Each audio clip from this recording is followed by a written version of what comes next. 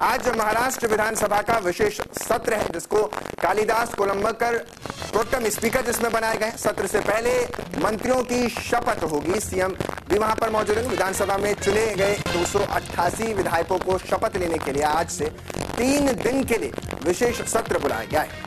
आज और कल विधायक पद और गोपनीयता की शपथ लेंगे। विधायकों को शपथ दिलाने के लिए वरिष्ठ विधायक कालिदास कोलंबकर को प्रोटेम स्पीकर नियुक्त किया गया है। ये बड़ी जानकारी आपको दे रहे हैं। 3 दिवसीय सत्र की शुरुआत होगी और इस सत्र में तमाम 228 विधायक वहां पर शपथ लेते नजर आएंगे पद और गोपनीयता की। इससे पहले भी आपने देखा था कि किस तरीके से महाराष्ट्र में विधानसभा चुनाव को लेकर के अलग अलग तस्वीरें निकली थी। विशेष सत्र आज है, 3 दिवसीय ये विशेष सत्र होगा। शुरुआत में 288 विधायक पद और गोपनीयता की इसकी शपथ लेते नजर आएंगे। शुरुआत में ही कालिदास कोलंबकर जो कि प्रोटेम स्पीकर हैं नियुक्त किया गया है, वो शपथ दिलाएंगे। 9 दिसंबर को विधानसभा अध्यक्ष का चुनाव होगा जिसमें विधानसभा में राज्यपाल का अभिभाषण भी होगा।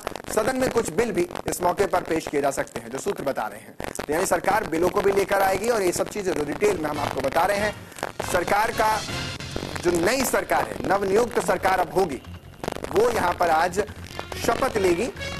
विधायक जितने हैं वो यहां पर शपथ लेंगे, फिर वही मंत्री बनने के लिए आगे बढ़ जाएंगे। यहां देवेंद्र फडणवीस भी होंगे, अजीत पवार भी होंगे, एकनाथ शिंदे भी होंगे, यानी दोनों डेप्यूटी सीएम भी होंगे, मुख्यमंत्री भी होंगे, उप मुख्यमंत्री भी होंगे और तमाम विधायक होंगे और इन्हीं में से आगे चल करके मंत्री बनाए जाएंगे। तो इस दौरान पद और गोपनीयता की जो कस्में हैं, जो वादे हैं, वो यहां पर दिलाए जाएंगे उनको।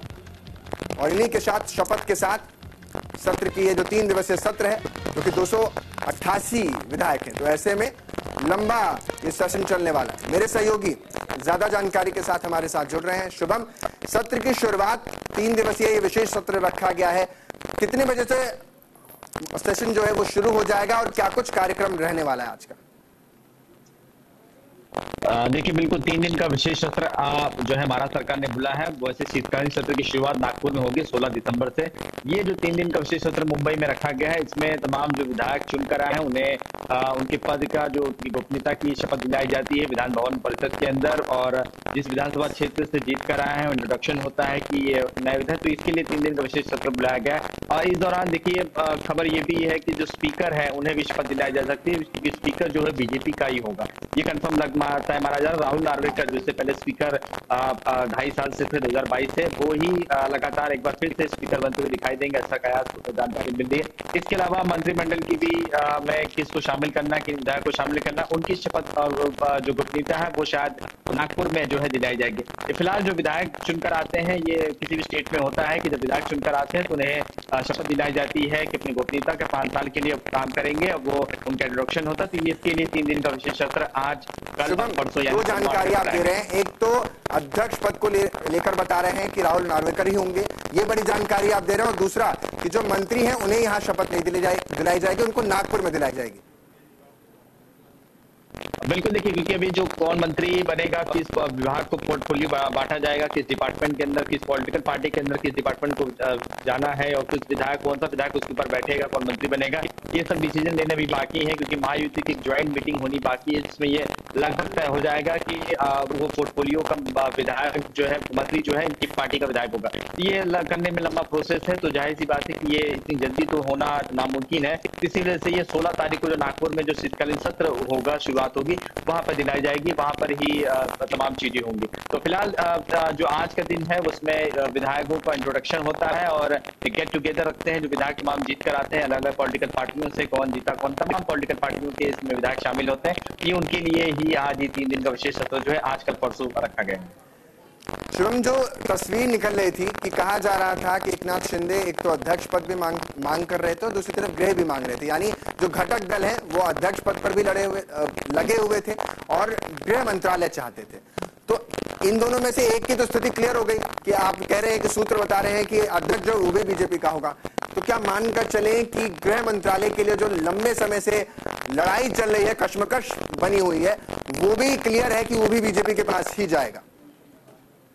बिल्कुल देखिए, बिल्कुल क्लियर है, वो देवेंद्र फडणवीस ही रहेंगे, उसके गृह विभाग भी देवेंद्र फडणवीस के पास है, क्योंकि जब जब देवेंद्र फडणवीस सत्ता में रहते हैं, बीजेपी सत्ता में रहती है, तो गृह मंत्रालय जो है अपने पास ही रखती है। अब आप देखिए 2014 से 2019 में गृह विभाग देवेंद्र फडणवीस के पास था, 2022 से 2024 जब वो मुख्यमंत्री थे तब भी वो गृह विभाग उन्हीं के पास था। तो जाहिर सी बात है, गृह विभाग को पहले ही मांग की गई थी एकनाथ शिंदे और अजित पवार गुटों से कि आपको ये विभाग नहीं दिया जाएगा, विभाग हमारे पास ही रहेगा और देवेंद्र फडणवीस ही इसे संभालेंगे। तो बिल्कुल तस्वीर दोनों तरीके से साफ हो चुकी। बाकी जो मंत्रालय बच्चे हैं उसमें से पीडब्ल्यूडी जो जानकारी आ रही है एकनाथ शिंदे के पास जाएगा, फाइनेंस जो रेवेन्यू है वो अजित पवार के पास जाएगा, एग्रीकल्चर हो, हेल्थ हो, ऐसे तमाम, एनर्जी डिपार्टमेंट हो, इलेक्ट्रिसिटी डिपार्टमेंट, ऐसे तमाम जो डिपार्टमेंट है वो अन्य घटक दल को दिया जाएगा। जो बड़े बड़े मंत्रालय है बीजेपी अपने पास रखेगी। बीएमसी के चुनाव भी आगे होने हैं, जिसको लेकर के बीजेपी कोशिश तो ये करेगी कि वो ही जीते। इस चुनाव का असर विधानसभा का बीएमसी के चुनाव पर कितना आप मानकर चल रहे हैं कि आगे पड़ेगा, और क्या वहां पर अजीत पवार की स्थिति मजबूत होगी, एकनाथ शिंदे की स्थिति और मजबूत होगी, या दूसरे दल ज्यादा इसमें एग्रेसिवली आगे बढ़ते हुए नजर आएंगे? देखिए बिल्कुल, बीएमसी के साथ 12 अन्य महानगर पालिकाओं के चुनाव जो है पिछले 3 सालों से लंबित पड़े हैं। अगर एकनाथ शिंदे की शिवसेना की बात करें तो थाने म्युनिसिपल कॉर्पोरेशन जो आता है, थाने जिले में जितने भी चुनाव होंगे, निकाय चुनाव होंगे, म्युनिसिपल कॉर्पोरेशन चुनाव, वहां पर उनकी मजबूती बहुत है। बीएमसी में सीधे टक्कर होगी एकनाथ शिंदे, उद्धव ठाकरे की शिवसेना और बीजेपी के बीच। अब देखिए विधानसभा चुनाव जीत गए हैं तो बीजेपी की जाहिर सी बात है हौसले बुलंद है कि बीएमसी भी फतेह कर जाए, क्योंकि एशिया की सबसे बड़ी महानगर पालिका है। तो ऐसे में बीएमसी को पाना हर पॉलिटिकल पार्टी का एक सपना होता है। आप सत्ता महाराष्ट्र सरकार छोड़ दीजिए, आप बीएमसी में ही अगर आप 5 साल के लिए आपकी सरकार आ गए तो आप ही मालामाल हो जाएंगे। ये बिल्कुल जाहिर सी बात है कि बीएमसी पाने के लिए तमाम पॉलिटिकल पार्टियां एडी चोटी का जोर लगा दें, लेकिन उद्धव ठाकरे की शिवसेना और बीजेपी के बीच इसमें कड़ी टक्कर देखने मिले, क्योंकि अजित पवार की एनसीपी बीएमसी में दूर दूर तक एक आध 2 सीटें आ गई, तो बाकी ऐसी कोई हमने प्रदर्शन आज तक बीएमसी में अजित पवार की या एनसीपी की बात करें तो देखी नहीं। कांग्रेस की कुछ सीटें आ सकती है जहां पर कांग्रेस का वोट बैंक है, लेकिन सीधे जो टक्कर होती है बीजेपी और शिवसेना में होती है। देखना होगा शिवसेना 2 फाड़ में जब बढ़ चुकी है, उद्धव ठाकरे किस तरह से कमबैक करते हैं, या एकनाथ शिंदे भी अपना दांव खेलेंगे और इस तरह से जो वोट बैंक है वो अपनी तरफ आकर्षित करेंगे। इन सभी चुनाव में जो हमने देखा विधानसभा में, हर एक दल का हमने आकलन निकाला कि किसको कितनी बढ़त मिली और किसका सियासी करियर जो है वो उसका ग्राफ नीचे आया और आगे चल करके दिक्कतों का सामना करना पड़ेगा। लेकिन एमएनएस का जिक्र बहुत कम हुआ, सीट एक भी नहीं जीत पाए, अपने बेटे को लड़ाया वो भी सीट हार गए। एमएनएस के भविष्य को लेकर आपको क्या समझ में आता है कि उसका भविष्य क्या होगा? और दूसरा, इसी के बाद मैं समाजवादी पार्टी से जुड़ा हुआ सवाल आपसे पूछूंगा। पहले एमएनएस को लेकर के महाराष्ट्र क्या सोच रहा है? देखिए एमएनएस में जब राज ठाकरे की सभा होती है तो आप जब सभा में देखेंगे तो पब्लिक बहुत आती है, सिर्फ तालियां बजा के निकल जाती है। जब वोट देने की बात आती है तो वोट आप परसेंटेज देखिए बहुत एक भी सीट जो है, जो सीट जीते तो भी प्रॉपर्टी जो है संपत्ति जब्त हो गई।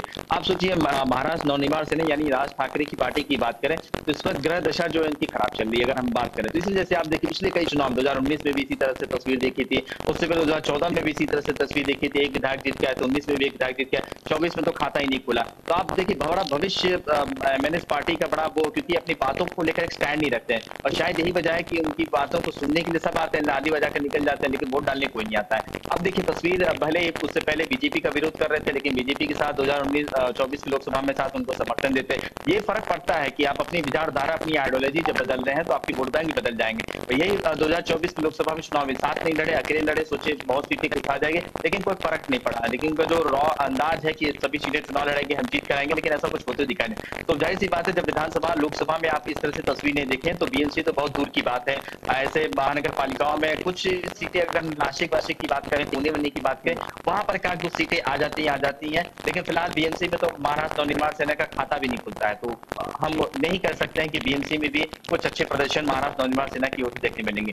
दूसरा जो सवाल आपने समाजवादी पार्टी की पूछे, तो समाजवादी पार्टी के 2 विधायक जीत कर आए हैं, गोवंडी से, भिवंडी से, अबू आसमी और रईस शेख। तो समाजवादी पार्टी मुस्लिम बाहुल्य जो इलाके हैं वहां पर अपने उम्मीदवार उतारती है। जैसे मालेगांव जो सीट है, मालेगांव की अगर महानगर पालिका की बात करें, वहां पर समाजवादी पार्टी के उम्मीदवार होते हैं, कम सीटों पर जीत कर आते हैं। तो प्रदर्शन हम कह सकते हैं कि एमएनएस और समाजवादी पार्टी की तुलना में कर समाजवादी पार्टी भले ही उत्तर प्रदेश में बड़ी पार्टी हो, लेकिन यहाँ पर भी ठीक ठाक प्रदर्शन जो है करते हुए दिखाई दे रही है। बहुत बहुत शुक्रिया शुभम तमाम जानकारी देने के लिए।